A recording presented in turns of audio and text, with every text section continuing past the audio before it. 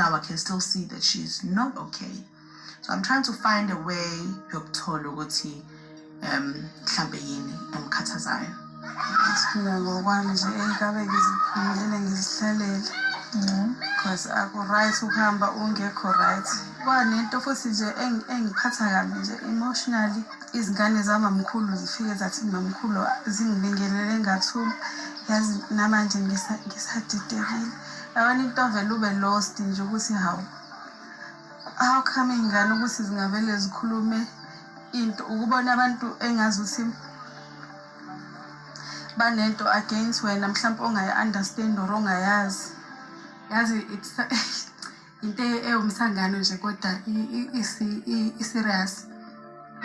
But into engididayo ukuthi unomkhulu efuna ukukhuluma uyakwazi ukungithinta akhulume nami, but this time around wadecide ukungeka.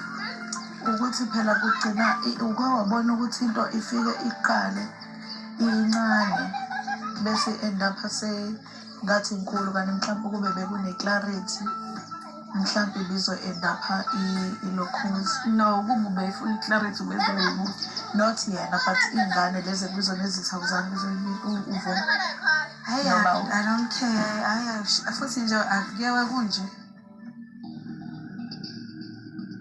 I don't expect ukuthi umuntu ngikhona endaweni azokhuluma into ephatha ingane zamacele.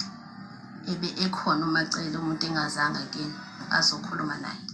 Akadinodinwa mina ekhulunywe ngamaye ngiyayingikhathaza sekugcina manje sengazi ukuthi kune issue. So manje umbali mengabe neproblem kufanele ngabe aze kumina azobuza mina.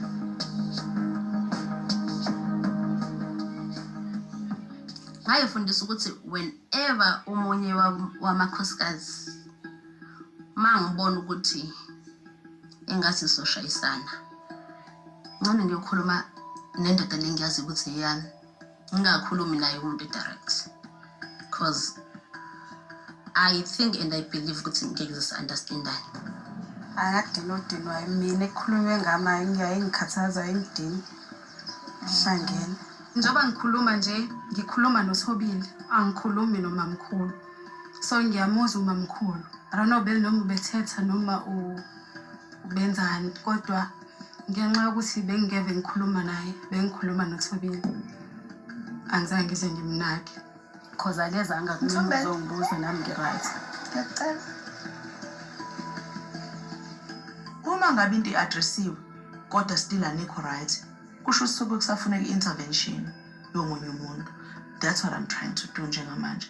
Cha mina ngicela uNombela akashongo lutho. Ngicelisa ukuthi ngiyabona ukuthi lento iyaphuma esandleni and izinto ezincane zingakwazi gcina escalate kube ngathi izinkulu. Manje ngizama ukucabanga ukuthi mhlawumbe iphindle engalungiswa ngayo ingane zingasali nesithombe esirong makukuthi sirong. Umuntu nomuntu la ekhaya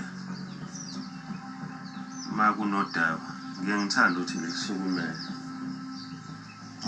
But inkinga yami ukuthi mangenze njalo kuthiwa ngiyaxabanisa.